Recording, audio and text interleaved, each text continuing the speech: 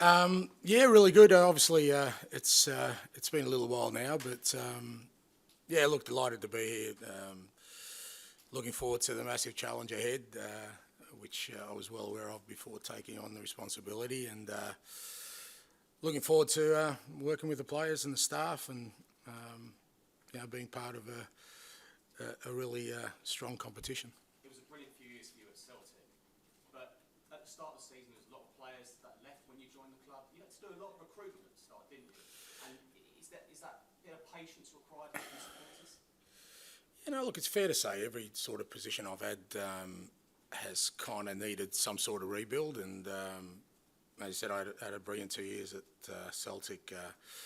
Loved every minute of it, but it was challenging, particularly at the start. And I don't know if it's about patience. I mean, you can't ask people to feel a certain way or to sort of dampen expectations. I think what I've tried to do wherever I've been, and including Celtic, is allow them to form their own opinion with what they see rather than what I say. And like I said, we had a massive rebuild at Celtic, but I think at the beginning, even though the results weren't there, the supporters could see what we were trying to do and got behind us. And I don't know whether it's going to be a rocky start for us or a good start for us, but either way, my hope and my desire and what I'm going to try and do is give our supporters hope and belief that we're going to embark on something special. You made some exciting signings already, and it could be a big-ish squad, so some undoubtedly will leave too. In terms of the short-term planning, are there certain players like Harry Kane where you have to say he's got to stay, he's part of my plans, it's imperative? So it's question 3, and it was Harry, was it? Okay, we were running a pool with the coaches. I think Mile Jednak won actually. I had over 6 because I thought you'd care more about me than Harry. But no, look, I think in terms of the squad, as I said, it's fair to say, I think the reason that I'm here is because the club is seeking change. Change in direction, change in the way we do things, and that usually transpires in the change in personnel, squad and players and staff. And within that context, my role right at this minute is to deal with what's in front of me, the certainties I have, knowing that there are going to be many uncertainties, and trying to tick off one by one the path forward for us, and that is what our squad's going to look like. May take a little while until the season starts before we have clarity on that, but within that, I can't wait for that moment to start working. We've started already. Thank you, bud. Becky? Hi, welcome to the Premier League. Becky, I was from the Premier League. Was it always your goal or ambition to work in the Premier League, and how much are you relishing challenging your philosophies, tactics against the other managers? I can't say it was a goal. I've come literally from the other side of the world, so it's kind of been I've just wanted to experience as much as I can throughout my career and see where that takes me. And every challenge I've had is I've enjoyed, I've embraced wherever I've worked, whether that's in different countries, different leagues, national team or club football. But the Premier League is the strongest competition, as you said. Some of the best managers in the world are in this competition. Some of the strongest teams in the world are in this competition, and why wouldn't you want to embrace that? And it's another opportunity for me to do what I do, in a different competition with different sort of fundamentals around it, and experience something else in my career that I hadn't. Like I said, it wasn't an ambition of mine, but certainly everything I've done, I've tried to do the best of my ability, so that it gives me more experiences that I can say, have given me a career that, I've realised everything I've wanted to do. Do you have any preconceived ideas about what the season might be like ahead, and do you set goals along the way? No on both, because I think going in with sort of preconceived ideas might be limiting, as is making goals. I think, again, from the outset, what's important is that we try and establish some sort of key principles of who we want to be, first of all. And not just in the way we play, the way we behave, the way we train, the way we interact with one another, the way we interact with everyone else, and then see where that takes us. Because, goals are great, but they can also, sort of stifle you a little bit because you become a bit narrow. And the reality of it is we're going to have to do things and be fairly flexible along the way to adjust to whatever challenge there may be ahead of us. We don't know what they are.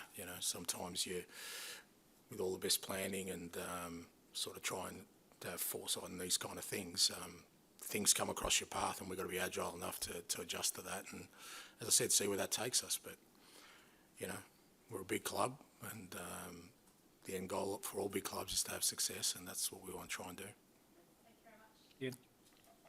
G'day. It's a good start. Yeah, g'day. How are you, mate? It's how much of a step up from the SPL is I don't know about step-ups. I mean, I had the same question when I got to the SPL, but I've coached at a World Cup, so I've coached it, in different leagues. I think every challenge is the same, to be honest, because it's relative to the competition you're in. So, I've never gone into any job thinking, oh, this is going to be easy in comparison to anything else I've done.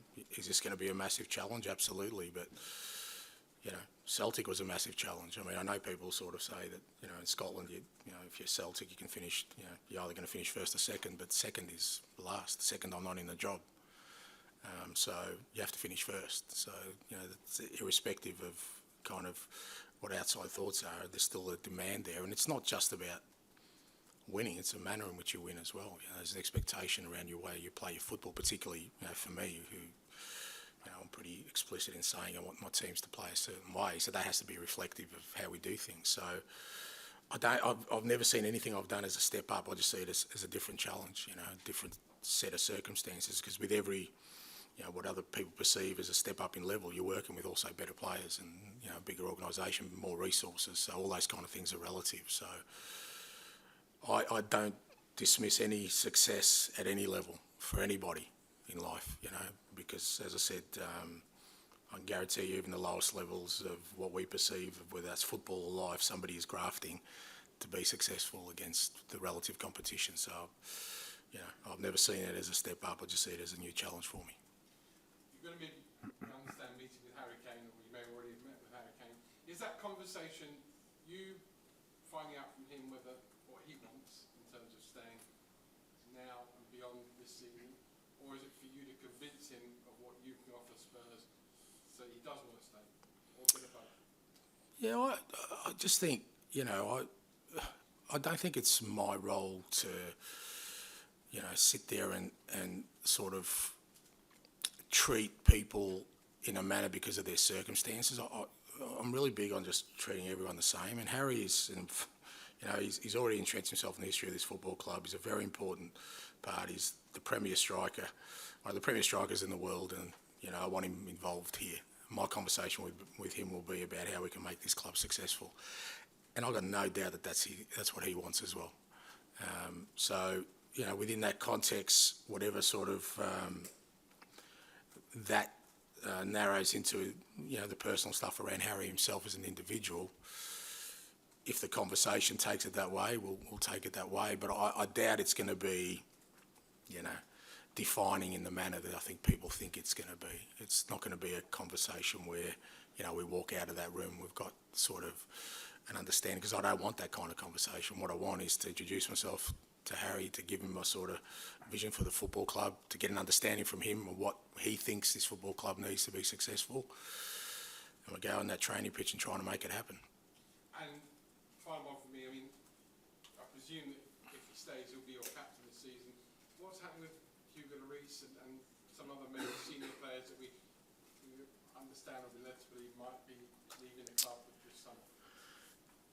As I said, I mean, even that, sort of around the captaincy and that, it's not at the forefront of my mind right now. What's at the forefront of my mind is trying to establish, the direction we're going to go as a football club, and trying to be as clear to people about that, about me and all these kind of things. Because if I start thinking about that kind of detail right now, I'm going to miss, the opportunity to really establish some of the, like I said, fundamentals of what I want us to be. And in terms of the squad, look, we're in that stage like most clubs where you kind of know that there will be activity between now and the start of the season, the end of the window, and there will be some players who won't be here and other players who will come in. Again, in my mind, I try and treat that with the understanding that until something's certain, I'm not going to commit myself either way to, whether a player's going to be here or not, because, again, no point wasting energy on something that may or may not happen. So, so far the lads we've had in have been excellent. The way they've approached things, the staff have been brilliant in sort of adapting and implementing the things I want, and we'll keep moving along. We'll get all the rest of the sort of group back in the next couple of days, so it'll be great to see everyone in the building. Thank you, mate. Sammy. Hi, I'm Sammy from BS Sports. I wonder what did you make of some of the fans' reaction to your appointment? Some of them took to social media to show that they're not happy with this appointment. Does that make you feel as a challenge you need to prove to them that you can do that? I've never taken social media as a barometer of me as a person. I'd hate to think anyone does, because there's more to life than who we are. Unless you've actually polled every single Tottenham supporter around the world and you've come out with a defining majority that don't want me here, I'd suggest that what comes out of social media. Look, I think supporters with every appointment have their right to reserve their judgment. Absolutely, why not? Because this is their football club, and everyone who comes through their football club, they have a right to determine whether they think it's the right person or not. I think for the most part, I'm pretty sure the overwhelming majority of Tottenham supporters want me to be successful, because if I'm successful, it means their club's successful, and I think they'll wait and see and reserve judgment on me when that comes. But it doesn't affect me. I mean, it's not like I feel like I'm battling against any tide or anything. To be honest, I've felt overwhelming support since I've been here. The people I've come across, outside of here have all been very supportive in terms of, Tottenham fans. So, rather than sort of troll through social media to find, what's said about me, I'll go on the feeling I have at the moment. On Harry Kane conversation, did you seek any assurance from the club about him staying or not? And him staying or not will have any impact on what can you achieve this season? No, I haven't had any assurances, and I wouldn't expect any assurances, because, again, with these kind of things, you're never dealing in definites or, uncertainties in anything in life. So, and I've never, again, it's just my nature that I kind of go along and try and concentrate on the things that I know right now. And what I know right now is that, Harry's part of this squad, and, he's looking forward to coming back to training and getting amongst the players and back in here, and we start working together. And again, if I spend too much time worrying about the impact that it may have either way, I'm going to miss trying to build a team, because ultimately that's what's going to make us successful. If we build a team that plays football a certain way, that's going to be, and I'm not going to, sort of miss this initial opportunity to lay down what I know is going to be important in the long term. What's going to be important in the long term goes beyond individuals. It's more about overriding sort of philosophy on, who we want to be as a team and the key people within that. Ali. Sorry to start with a bit of a personal one, but I just wondered, over the years, you've said that you've built football clubs to kind of make your dad proud, and the way you play football. But you've also said that he was quite a difficult man to please at times. I just wondered what he would have made of you now becoming the manager of Tottenham Hotspur in the Premier League. Yeah, look, of course he'd be overwhelmingly proud, but, he'd be making sure that I was successful. And, look, I've spoken about, my dad a lot, and it's only as you get older and, you kind of realise the impact that your upbringing has on you. You become a parent yourself, and you kind of experience different things, and, certain things rattle around in your head that maybe as a child you kind of dismissed, but, he had a dream for his son, and, I think in his mind, provided I did what he said, I was going to reach that, and sometimes I wasn't really happy with that. I wanted to do my own way, and I've charted my own path in many ways, but you know, it's not just for my dad, my mum, my family, all the people who make sacrifices. It's not just for me. Anyone who's kind of reaches a certain level in their profession knows that they've done it on the back of, you know, as much as your own sacrifice, other people's sacrifices, and you kind of hope you want them to take pride in the fact that, you know, you wouldn't be sitting here today without their support and you know, like I said, in my parents' case, the sacrifices they made. And one player the fans are kind of fascinated, I think, to see whether he has a future under you is Tongi Ndombele. Can I just ask you what it's been like to work with him in this first week or so, and is he going to be part of your plans this season? Yeah, Tangi's been good. He's you know, he's working hard at training. But to be fair, they all are. They've got no option. So you know, and again, you know, I take things as I see them, and for me, you know, he's obviously a very talented footballer. You know, he was part of a team that won the Serie A last year. So, and within that context, you know, I'm pleased to have him here and part of the group.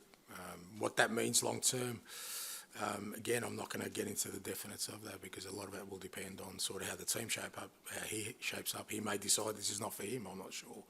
It goes for any player, but like I said, the group we've had in so far have been really good in just embracing the sort of the change in direction and the way we're doing things. And you know, as I said, once we get all the other guys in, it'll be great to see how everyone measures up, and you know, the decisions will be made, you know, moving forward from there as to who's kind of going to be involved and who won't. Just last one from me. Obviously, there's going to be some players that maybe don't go on the tour for a variety of reasons. Are there any that can't go or are doubts just purely because of injuries? Why not? Not at the moment. We do have a couple who obviously Rodrigo Bentancur has obviously got his injury. He's still a little bit off. Fraser Foster's got a bit of a back injury, which probably means he won't travel because he won't be able to participate.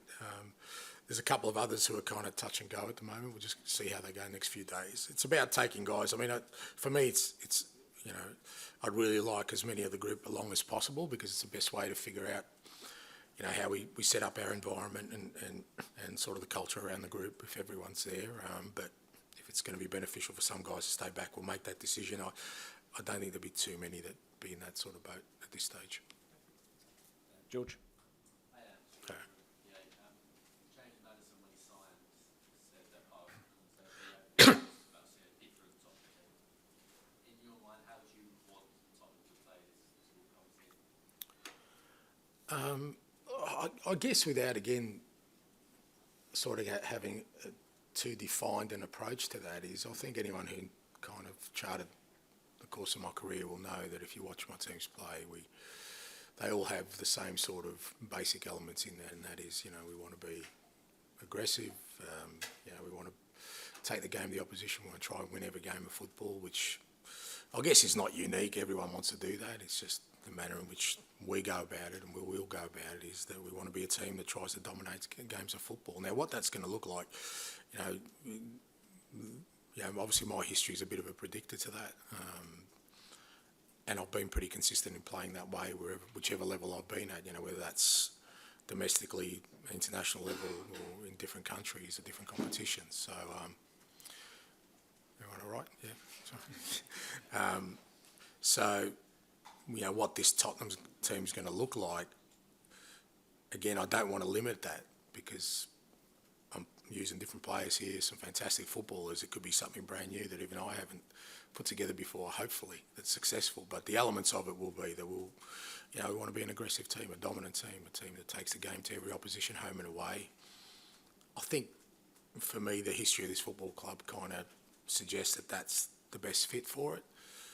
But, you know, having said that, it doesn't mean it's the only way you can have success, but that's the way we'll be trying to do it.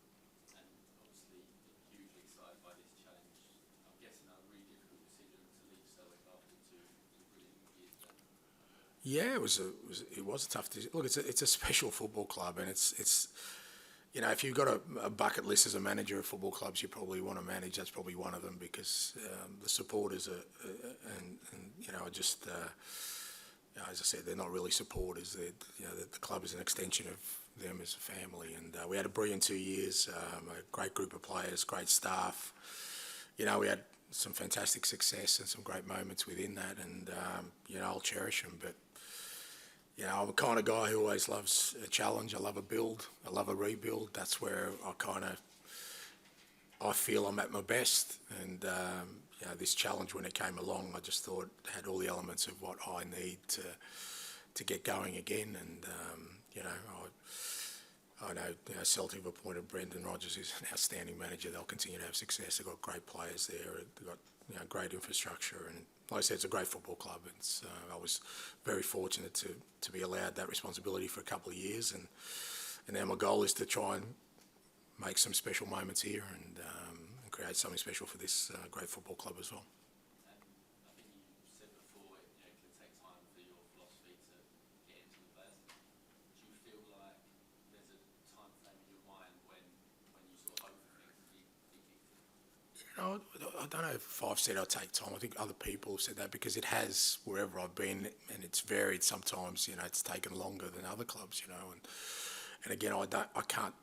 We might start the season flying. I hope so. I don't want it any time, but you just don't know, and it will be how the players adapt to it, and it's not just the way we play, but like I said, the way we train, the way we behave, the way we talk.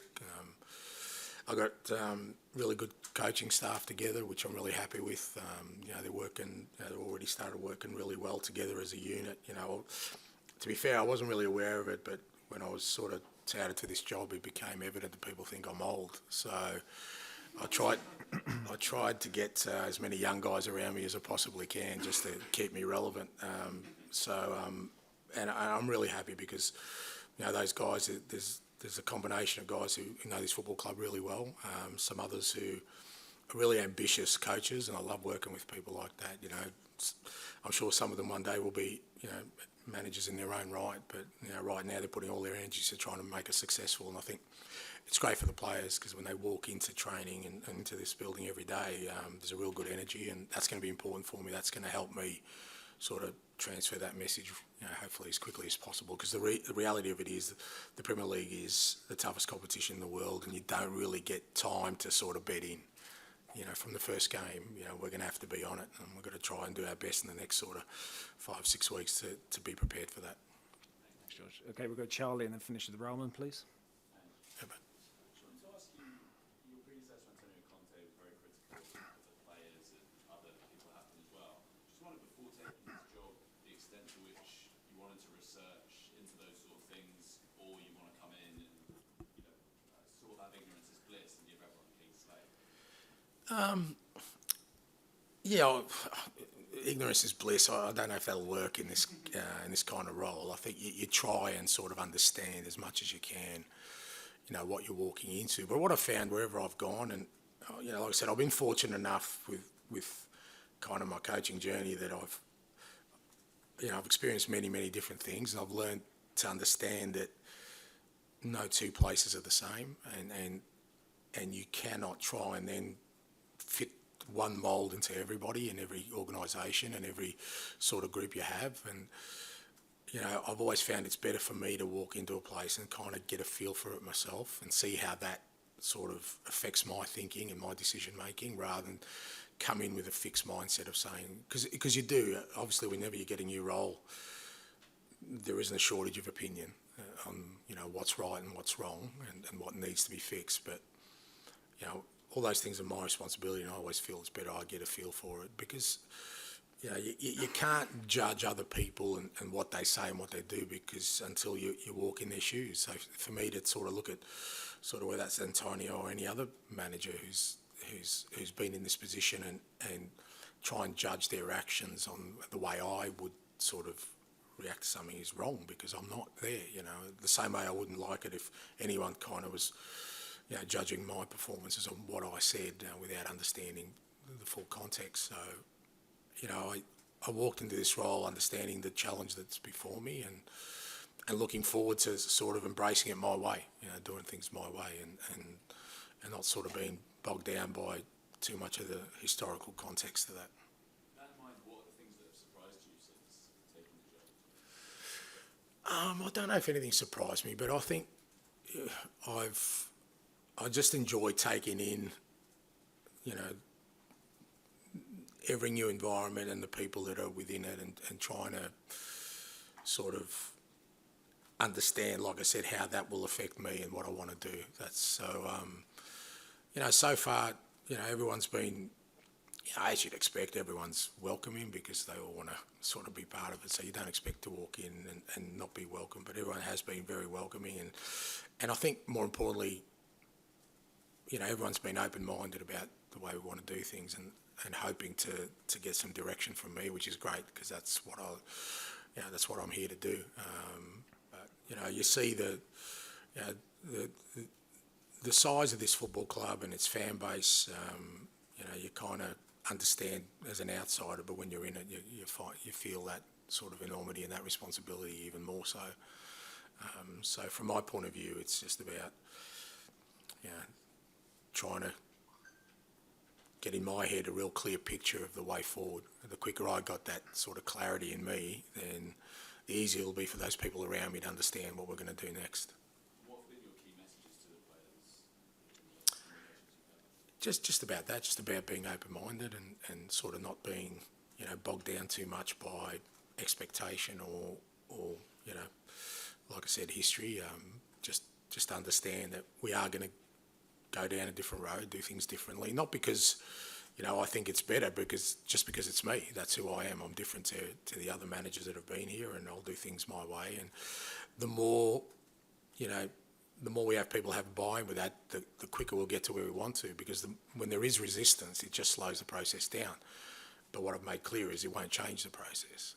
It won't change where we're going. It won't change me. It won't change the way we do things. It'll just maybe derail it for a little bit, and it won't derail it for long because I won't allow it. So the quicker they sort of jump on the train, the quicker we'll get to our destination. So that's been my message, and again, allowing people to sort of be themselves as much as possible, because when somebody new comes in the building, I don't want people to sort of be that uptight that I don't see the real them, and I try and hopefully put people at ease so they can be themselves, and then we can sort of create the kind of environment that hopefully allows us to do what we need to do.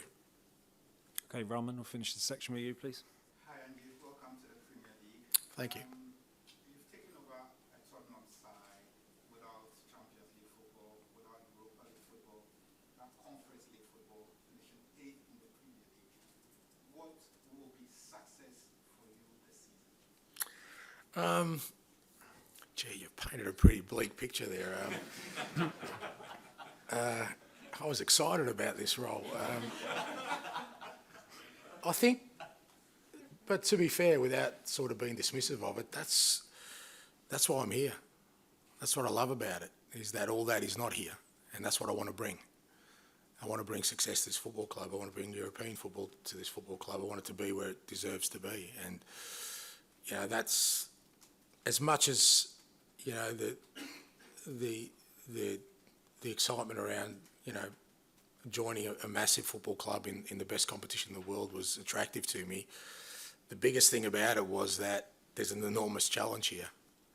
I love that. That's what I've done my whole career. Every club I've taken over after it's had a disappointing season or disappointing seasons. Because I think, for me, that's the thing that I've cherished most of my career, is to do things that will last, make a difference, to create something that hopefully stays beyond my tenure, because I won't be here forever. So that, the kind of scenario you painted of where we are at the moment is what attracted me most about this role. What a great challenge, but what a great story if we get it right. So what does success look like? I think the fans will tell me that. They'll tell me that at the end of the year.